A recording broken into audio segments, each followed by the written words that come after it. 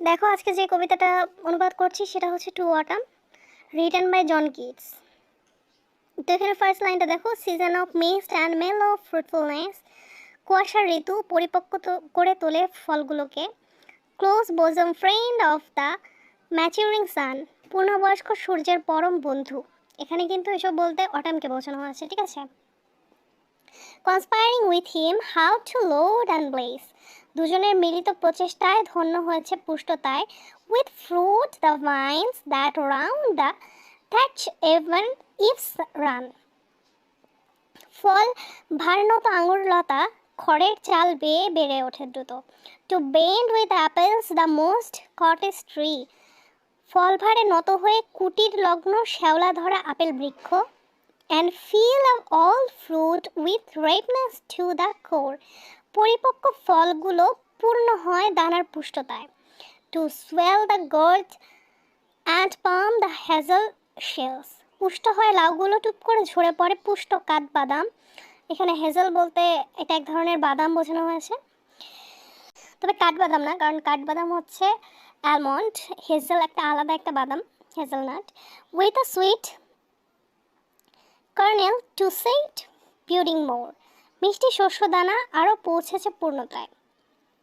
ঠিক আছে, দেখো এই লাইনটার মানে এই পুরো লাইনগুলোর মাঝখানে বোঝানো হয়েছে অটাম যে আছে, ঠিক আছে। অটাম হচ্ছে কুয়াশার ঋতু, যে কিনা ফলগুলোকে পরিপক্ক করে তোলে, এবং সূর্যের পরম বন্ধু, এখানে সূর্যকে পূর্ণবয়স্ক বলা হয়েছে।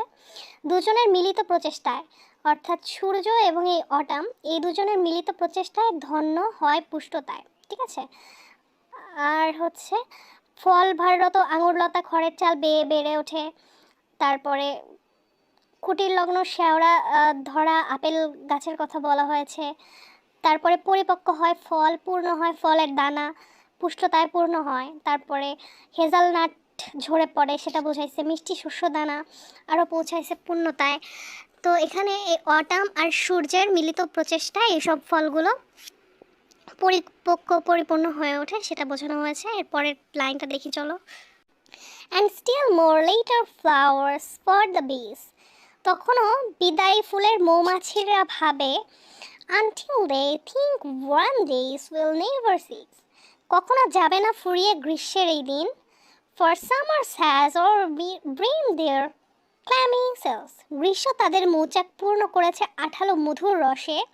হু had not seen the thee oft amid thy store, কে দেখেনি তোমার মজুদ শস্যের গোলায়।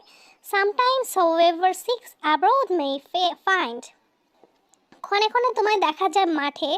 This sitting careless are granary floor, বসে থাকা উদাসীন শস্য মারানোর উঠানে। Thy hair soft lifted by the winnowing wind, এলো চলে তোমার দুলে ওঠে কুলার বাতাসে।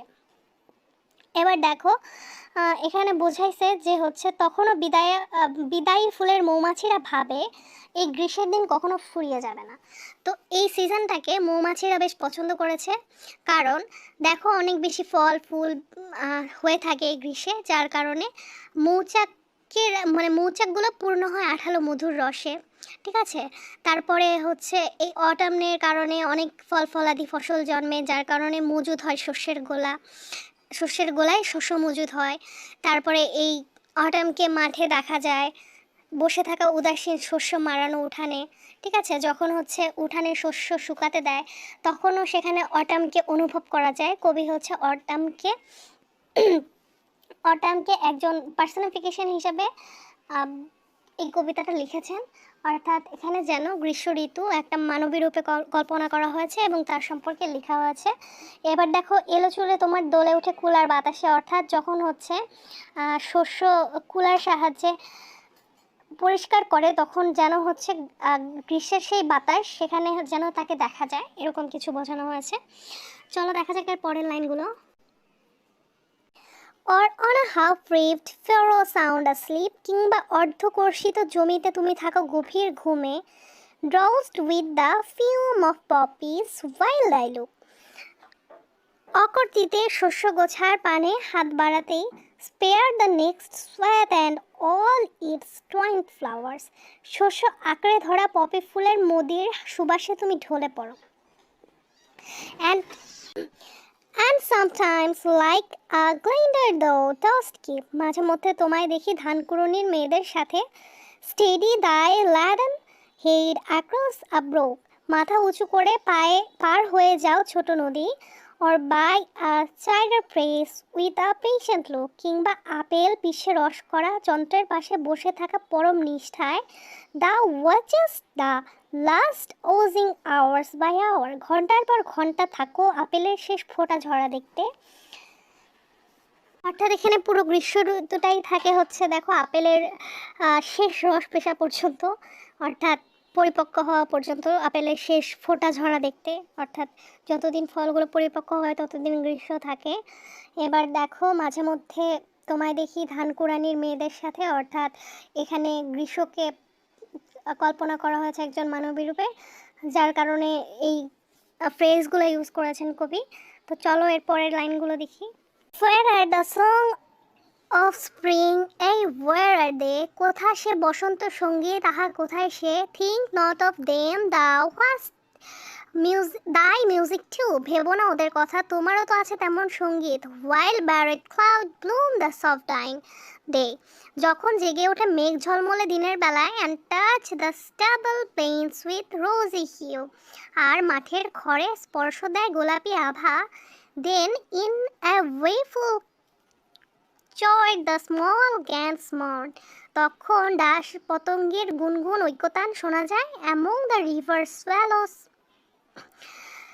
burn aloft নদীর কিনারে ছোট ঝোপঝাড়ের সেই সুর or skinning as the light wind lives or dies মৃদুমন্দ হাওয়া কখনো জেগে ওঠে কখনো থেমে যায় and full grown lambs loud blade from hilly bourne অথবা দূর পাহাড় থেকে ভেসে আসা নবীন মেঘের ডাক।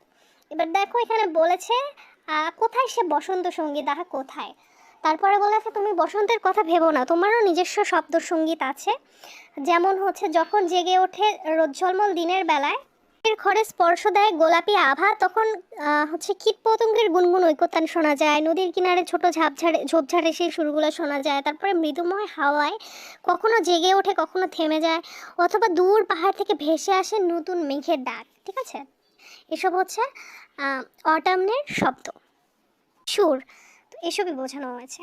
আবার দেখো hedge cricket sings and now with treble soft অথবা ঝোপের ঝিঝির গান কখনো তুমি বাগান the red breast whistles from a garden Croft থেকে ভেসে আসা লাল চিলের তীক্ষ্ণ চিৎকার and gathering swallow Twitter in the skies অথবা আকাশে উড়াল দেয় এক ঝাঁক চড়ুইয়ের চেঁচামেচি, এগুলাকে অটামনের শব্দ স্বর সুর এসব বোঝানো হয়েছে, অর্থাৎ সাউন্ড। এবার দেখো পুরো কবিতাটা হলো এটা সরল অর্থ দেখা যাক। জন কিটসের টু অটাম একটি শৈল্পিক কবিতা।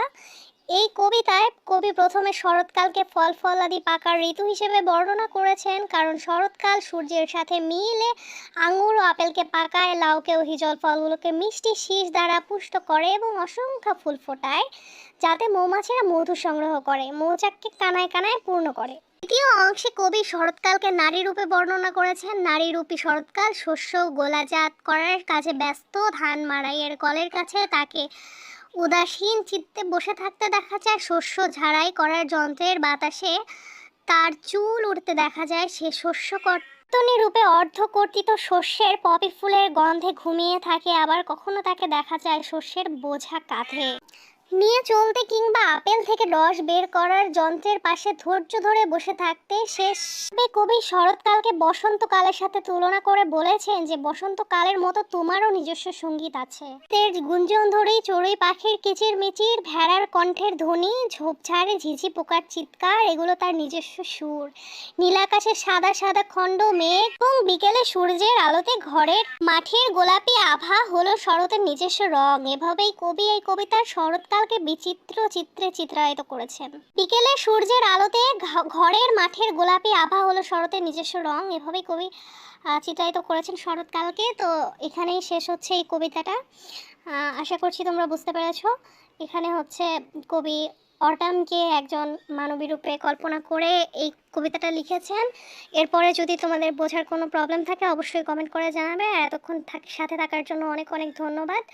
এটা সাবস্ক্রাইব করবে, ভিডিওগুলো লাইক করবে, শেয়ার করবে এবং তোমরা যেখানে বুঝো না বা যেটা প্রবলেম অবশ্যই কমেন্ট করবে, ঠিক আছে?